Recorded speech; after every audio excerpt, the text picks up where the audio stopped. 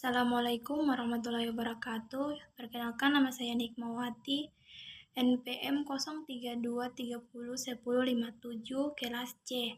Baik, selanjutnya saya akan menjelaskan media dan sumber belajar ICT di sekolah dasar.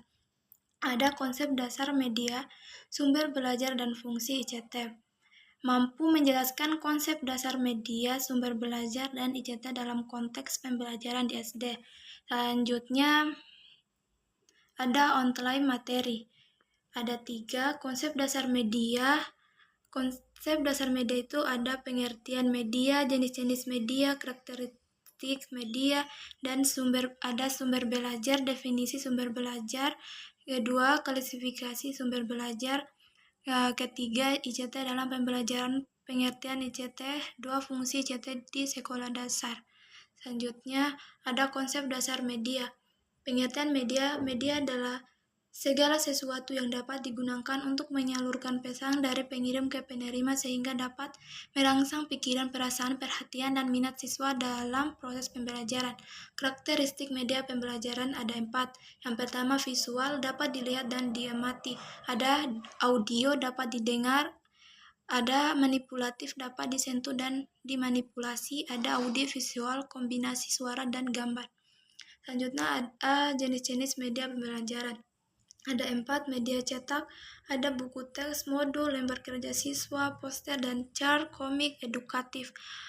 Kedua, ada media audio, radio, pendidikan, dan rekaman suara, ada musik edukatif, dan podcast pembelajaran.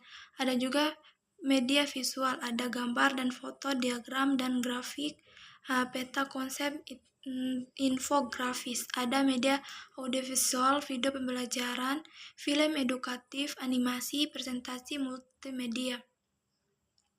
Selanjutnya, konsep sumber belajar. Pengertian sumber belajar adalah segala sesuatu yang dapat dimanfaatkan oleh siswa untuk mempelajari bahan dan pengalaman belajar sesuai dengan tujuan yang hendak dicapai. Klasifikasi sumber belajar ICT ada messenger, pesan, informasi yang diteruskan, ada people orang, guru, siswa, ahli, materialis, bahan, terus ada device, ada test quiz, dan setting. Selanjutnya ada ICT dalam pembelajaran. Pengertian ICT, information communication teknologi. ICT adalah teknologi yang digabungkan kompetensi komputer dengan jalur komunikasi berkecepatan tinggi yang membawa data, suara, dan video. Komponen ICT ada 3, hardware, ada komputer atau laptop, tablet, smartphone, proyektor, ada software, aplikasi pembelajaran, game edukatif, platform learning, ada network, internet sekolah, wifi.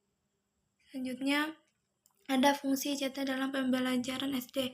Sebagai alat bantu mengajar, ada membantu guru menyampaikan materi dengan lebih menarik. Ada sebagai sumber belajar, menyediakan informasi dan materi pembelajaran. Ada juga sebagai media interaktif, menciptakan pembelajaran yang interaktif dan menyenangkan. Ada juga sebagai alat evaluasi, membantu dalam penilaian dan evaluasi pembelajaran.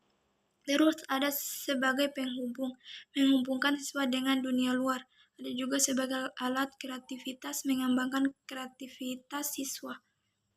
Ada manfaat ICT untuk siswa sekolah dasar. Ada 3 kognitif, ada beberapa poin: meningkatkan pemahaman konsep, mengembangkan kemampuan berpikir kritis, mempermudah visualisasi materi abstrak, dan meningkatkan daya ingat. Ada efektif, meningkatkan motivasi belajar, menumbuhkan minat belajar, mengembangkan sikap positif, dan meningkatkan kepercayaan diri.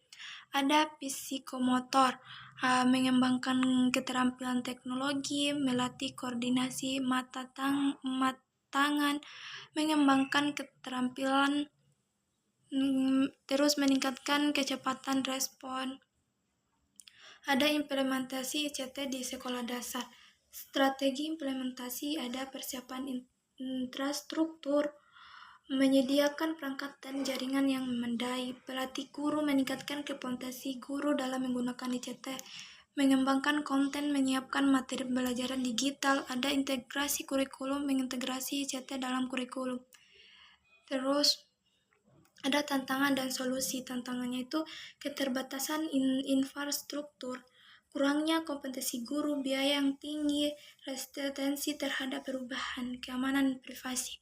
Solusinya itu perencanaan terhadap bertahap program pelatih berkelanjutan, ketiga kerjasama dengan baik pihak, 4 sosialisasi dan pendampingnya, 5 ada kebijakan keamanan yang jelas. Ada juga kuis interaktif. Apa yang dimaksud dengan media pembelajaran? A. Alat yang digunakan untuk bermain. B. Segala sesuatu yang dapat menyalurkan pesan dalam pembelajaran. C.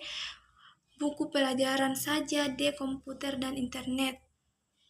Terus kesimpulannya itu poin utama media pembelajaran adalah alat menyalur pesan. Kedua, sumber belajar mencakup 6 komponen ICT.